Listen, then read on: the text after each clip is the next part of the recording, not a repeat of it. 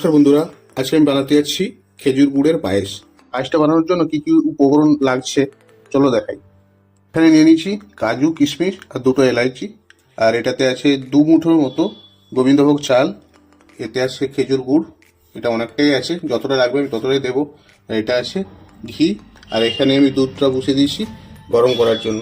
দুধটা আমার 1 লিটার আছে, ফুটে উঠেছে। এবারে এতে আমি দিয়ে দিচ্ছি দুটো এলাইচ। এবারে একদিকে আমি কড়াই বসিয়ে দিয়েছি, কড়াইতে দিয়ে দিচ্ছি কিছু পরিমাণে ঘি।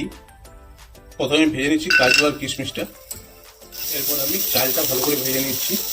চালটা আমার ভাজা হয়ে গেছে, চালগুলো দুধে ফোটানোর জন্য দিয়ে দিচ্ছি। এবার এতে দিয়ে দিচ্ছি অল্প পরিমাণে লবণ। এটা আমার অর্ধেক সেদ্ধ হয়ে গেছে। এবার এতে আমি কাজু আর কিশমিশ দিয়ে ভালো করে সেদ্ধ করে নেব। একটা পাত্রে আমি কিছুটা পরিমাণে গুড় নিয়ে নিয়েছি, এটা আমি গ্যাসে বসিয়ে দিয়েছি গরম করার জন্য। লো হিটে এটা একটু গরম করে পাতলা করে নিচ্ছি। গ্যাসটা আমি বন্ধ করে দিয়েছি। গুড়টা দেখো কতটা পাতলা হয়ে গেছে গরম করে নেওয়ার পরে। আমি এখানে 2 চামচ চিনি দিয়ে দিচ্ছি।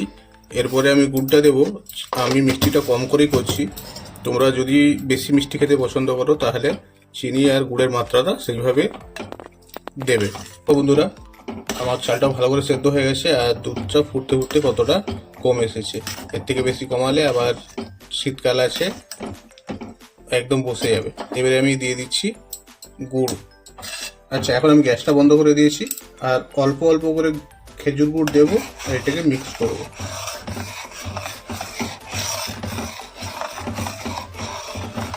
এই প্রসেসটা বানানোর সময় আপনাদের করতে হবে।